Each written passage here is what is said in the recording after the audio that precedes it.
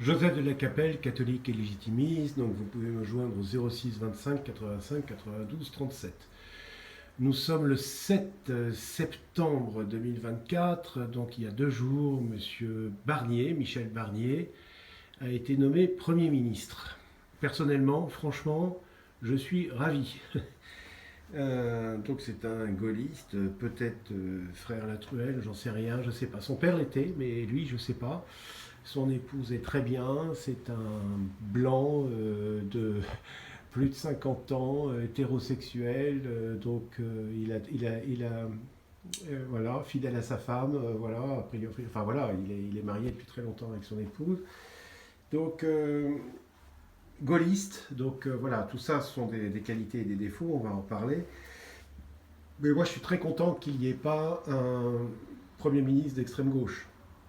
Donc ça, c'est tout à fait positif. Donc là, Monsieur Macron, merci infiniment. Donc c'est quelqu'un que l'on connaît depuis très longtemps, il a 73 ans, il est de 51, c'est un vieux routard de la politique française. Moi je trouve que quand il parle, etc., on sent que c'est une bonne personne, il a du pain sur la planche, il a vraiment du pain sur la planche, donc on prie bien pour lui, on prie bien pour sa femme. C'est marrant, lui j'arrive à prier pour lui, vous voyez, Monsieur Macron, Monsieur Attal, je prie intellectuellement, mais affectivement, j'y arrive pas. Lui, j'arrive à prier pour lui. Donc les gens vont dire oui, il est républicain, il est gaulliste, donc de gauche, hein, évidemment. Les républicains, voilà, il est. Et puis donc le Rassemblement national est très méchant, donc voilà, donc il veut pas, voilà. Mais il va les écouter, etc. Donc je trouve que le Rassemblement national a une dignité dans toute cette affaire absolument parfaite. Et ils disent on attend de voir et on verra si on soutient ou pas. Et on représente quand même 11 millions de personnes qui ont voté pour nous en France. Donc 11 millions, c'est quand même le sixième de la France. Mais ça n'est que le sixième. Ça n'est que le sixième. Donc c'est là où on voit qu'il y a quand même un problème en France. Il n'y en a même pas qu'un, je pense. Donc, contrairement à ce que l'on pourrait penser, moi je suis content, voilà, surtout que ça ne soit pas un Premier ministre d'extrême gauche. Donc là, il va peut-être y avoir il y aura des choses positives, il y aura aussi probablement des choses négatives, mais si vous voulez, il faut faire avec ce qu'on a et comme la France est aujourd'hui.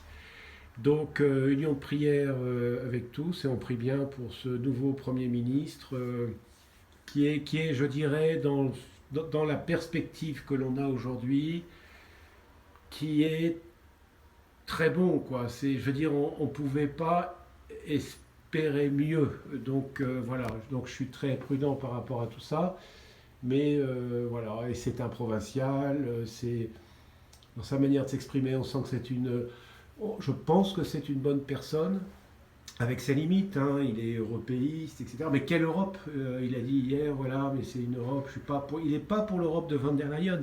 Donc tout ça, ça va être intéressant. Je pense il faut beaucoup prier, je pense. Franchement, il faut beaucoup prier pour lui. Et voilà. Donc évidemment, là, je n'implique que moi, hein, mais c'est pas parce qu'on est catholique et légitimiste que l'on n'a pas de pensée politique. Donc beaucoup de bonnes choses pour lui et son gouvernement. Il y a du pain sur la planche.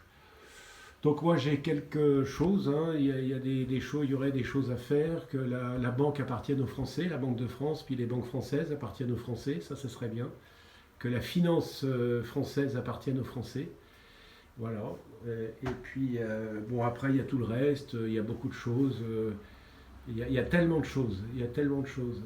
Mais bon, si le Premier ministre est intelligent et qu'il est de bonne foi, il prend une décision par jour. Au bout de 30 jours, ça fait quand même 30 décisions. Donc même après chaque jour, quand il a pris la bonne décision, il peut aller jouer au golf ou jouer au tennis. Voilà.